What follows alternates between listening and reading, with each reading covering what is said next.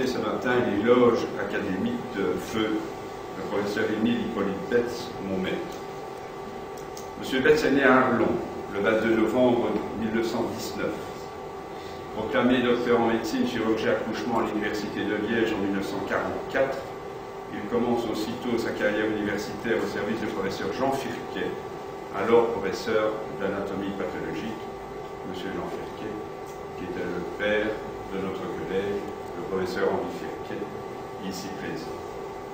M. Betz entreprend très naturellement une formation d'anatomopathologiste qu'il aura l'occasion d'approfondir au cours d'un séjour de 2 ans, d'abord à l'Université de Zurich, sous la direction des professeurs von Mayenburg et von Albertini, ensuite au Kansas University Medical Center, comme visiting assistant professor sous la direction du professeur Stoll.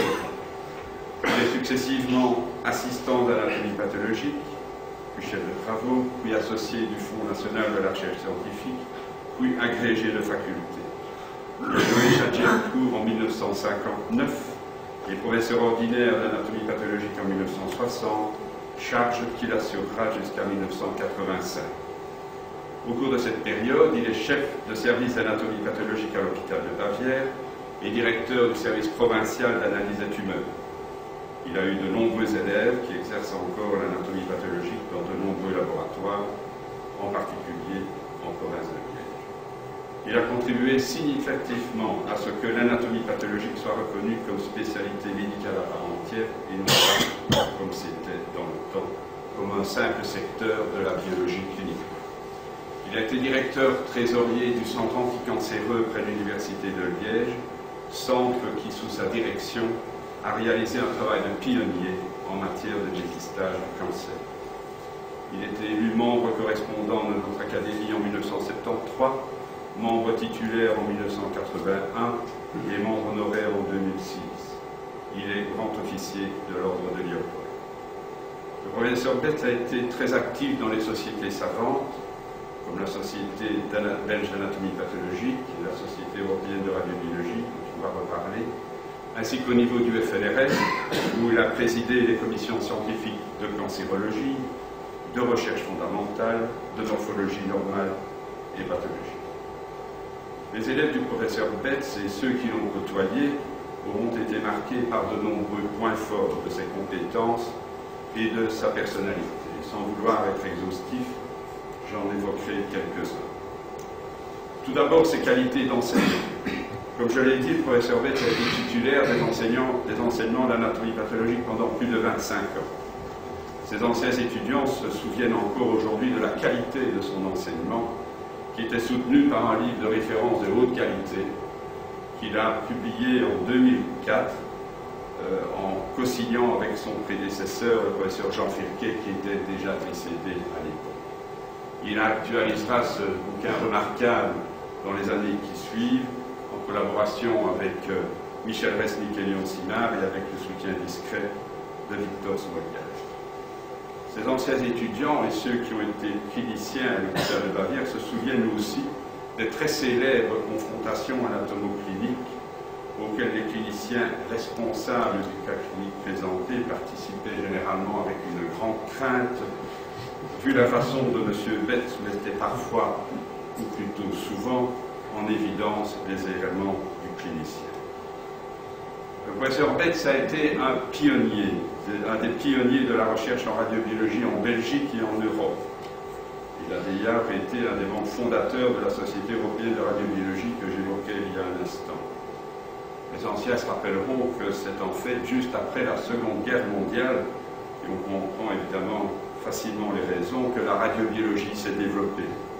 Les recherches de M. Betz sont en particulier à comprendre les effets des radiations ionisantes sur le système endocrinien, ainsi qu'à analyser l'efficacité et les mécanismes d'action de radioprotecteurs. Ces recherches ont été le sujet de sa thèse d'agrégation de l'enseignement supérieur, comme vous pouvez le voir.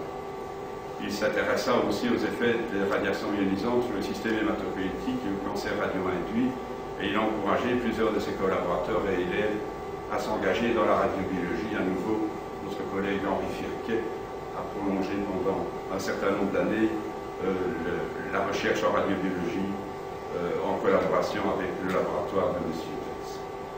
Les travaux de recherche de M. Betz consacrés à la radiologie, mais aussi aux ulcères gastriques expérimentaux, je ne me demandais pas pourquoi, et à l'anatomopathologie de façon générale, ont été publiés dans plus de 260 articles, le dernier datant de 1985.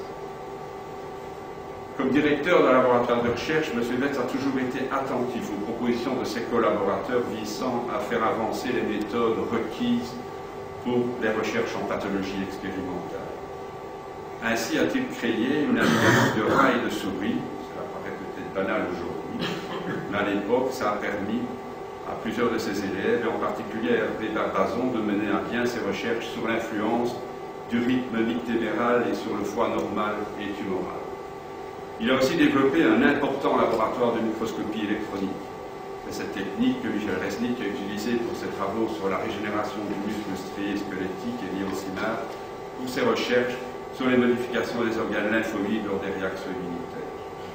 Il a été aussi un des premiers à acquérir pour son laboratoire des compteurs automatiques de cellules avec analyse de volume, ce qui a permis à un de ses collaborateurs, Jules Haro, de réaliser des travaux importants sur la régénération de la moelle hématopoïétique après irradiation corporelle totale. Et enfin, c'est dans son laboratoire qu'a été installé le premier cytofluoromètre de flux, le premier fax en Belgique, au moment où je suis revenu d'un stage postdoctoral que j'avais réalisé à l'université Stanford.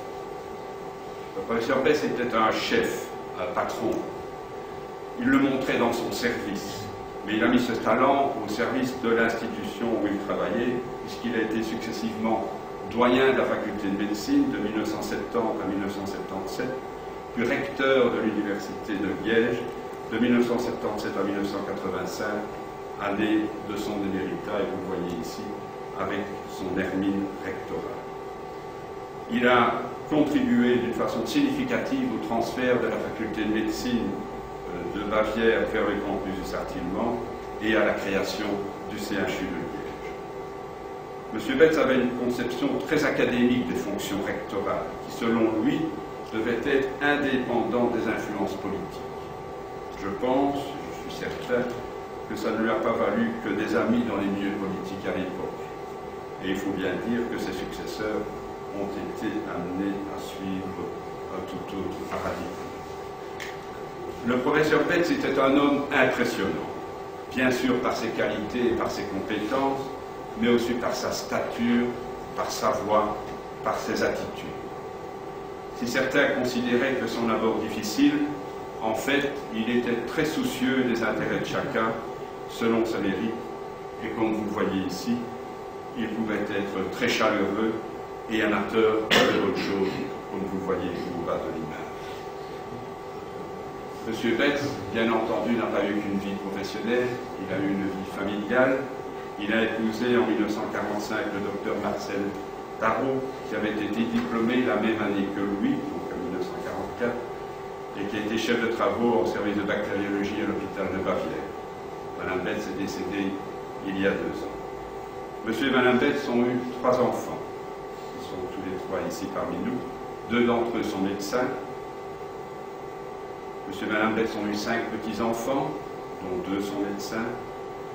Et il y a maintenant 9 arrière-petits-enfants qui sont encore trop jeunes pour être médecins.